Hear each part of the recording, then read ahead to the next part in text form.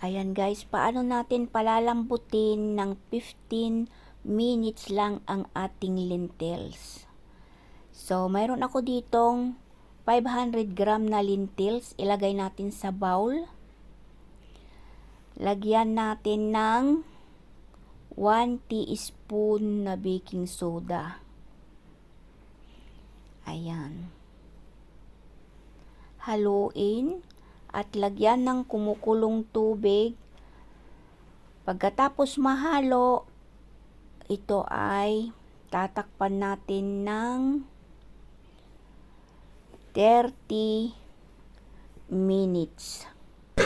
After 30 minutes, ito ay ating huhugasan para matanggal yung pinambabad natin na baking soda.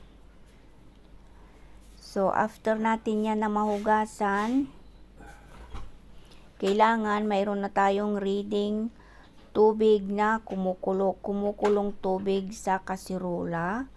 At ito ay ilagay na natin. Ayan guys.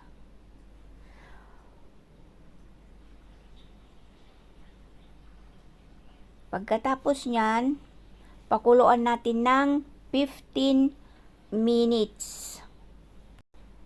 At ito na nga siya guys. Sa 15 minutes ay napakalambot na ang ating lentils. So, ito na nga. 15 minutes. Yan na guys.